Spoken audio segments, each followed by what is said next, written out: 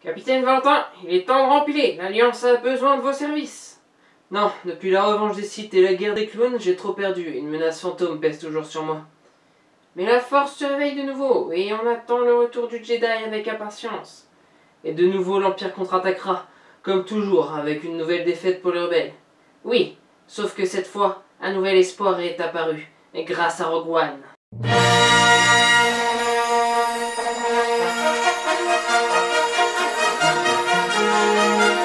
Hey bande de Gungan, aujourd'hui je vais vous parler de Rogue One, A Star Wars Story. Que dire et par quoi commencer, je ne sais guère. Alors commençons par ce film aurait pu s'appeler Suicide Squad. Et non pas par rapport au film éponyme, mais bien par rapport à son histoire. Mais j'en dirai pas plus, de peur de vous spoiler. Bon alors pour les non-connaisseurs de la saga, ce film n'est pas un nouvel opus de Star Wars, du moins de la trame principale qui suit les Jedi et la famille Skywalker, mais bien un spin-off ou un dérivé, la preuve par son titre qui n'est pas Star Wars Rogue One, mais bien Rogue One, Star Wars Story. Du coup, en théorie, ce film n'a besoin de rien pour être regardé, même s'il est dans le même univers. Je dis bien en théorie parce qu'en réalité, avoir quelques notions, c'est quand même pratique. D'ailleurs, je pense que c'est une volonté du réalisateur Gareth Edwards II de faire de ce film un espèce de one-shot qui se regarde sans le reste, et c'est plus ou moins réussi, car aucune suite n'est possible, du moins avec les personnages de ce film, mais on veut tout de même savoir ce qui se passe pour l'Étoile de la Mort. Vous comprendrez quand je résumerai le film. Même si on le sait déjà, car oui, ce film se passe entre les événements de la revanche des Sith et Un Nouvel Espoir, qui au passage fait directement suite à Rogue One, et c'est ce qui fait que le film est parfaitement calé entre l'épisode 3 et 4, même s'il est plus proche du 4 que du 3. Ah oui, au passage, ce film permet également de recréer l'univers étendu que Disney a décidé de balayer, histoire de se faire un peu plus de thunes avec Star Wars Story. Sinon l'histoire elle est simple, celle de la construction de l'Étoile de la Mort par un scientifique de l'Empire, Galen Erso, qui ne veut clairement pas le faire. Pour protéger sa fille de l'Empire, il l'abandonne à un chef rebelle qui l'abandonne à son tour 10 ans plus tard, et encore 5 ans plus tard, Jyn Erso est capturée par l'Empire, sous une fausse identité, puis délivrée par les rebelles qui veulent qu'elle renoue les liens avec Son Ganera, le chef rebelle qui l'a abandonné. Ce dernier a capturé un pilote de l'Empire envoyé par Galen Erso.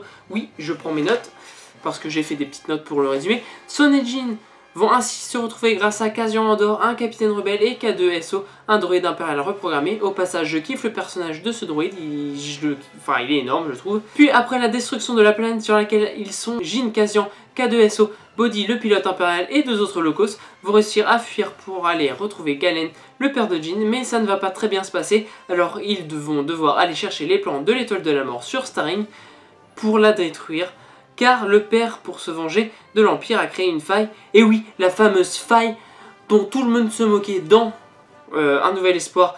Oui, pourquoi tout le monde réussit à détruire l'Étoile de la Mort par un petit passage? Eh bien en réalité cette faille avait une explication, et la voici. Ensuite l'Alliance Rebelle a les plans, et c'est la fin du film, à 2 ou 3 détails près, pour ne pas vous en dire trop. Vous avez trouvé ce résumé long? Eh bien moi aussi, comme les 3/4 du film d'ailleurs, qui était trop long, ennuyant, et bien quand même, mais ennuyant.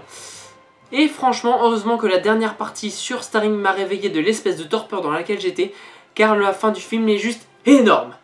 Mais pour l'atteindre, c'est tout un voyage. En parlant de voyage, on peut voir qu'il y a un espèce de voyage entre le bien et le mal qui se fait dans ce film, qui nous montre que tout n'est ni blanc ni noir, mais que c'est nuancé, notamment avec le personnage de Cassian, qui fait du mal pour le bien, ainsi qu'avec le personnage de Galen Erso, qui fait du bien dans le mal. Bon, sinon niveau technique, rien à dire, mis à part la 3D, mais ça je suis pas fan en général, et surtout que je vois pas qu'il y ait un réel apport au film.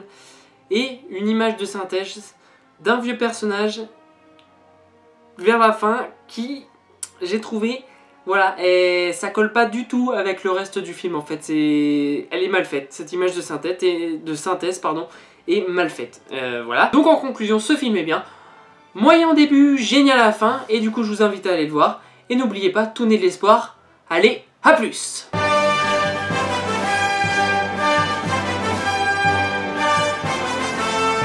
Ah oui, et puis juste un petit truc avant de se quitter. Voilà, hop, je tiens. Oui, je prends ma caméra. Oui, allez. Voilà, donc juste pour vous montrer, voilà, vous avez peut-être vu l'affiche comme ça en fond. Vous avez peut-être fait attention. Donc voilà, c'est l'affiche de Rogue One qu'on a tous eu en allant voir le film. Donc les premiers qui allaient voir le film, on avait le droit à cette petite affiche. Donc en dur, qui est vachement sympa, avec le petit logo, la Rogue One qui redépasse. Donc pour le voilà, c'est les Stormtroopers dans le fond avec les j'ai plus le nom des quadrus, je sais plus comment, et un casque rebelle, voilà, avec dans l'eau. Voilà, donc ça représente la planète de fin, juste comme ça, voilà, comme ça vous le saurez, c'est une île, une planète avec de l'eau, voilà, une petite planète avec de l'eau, ça change.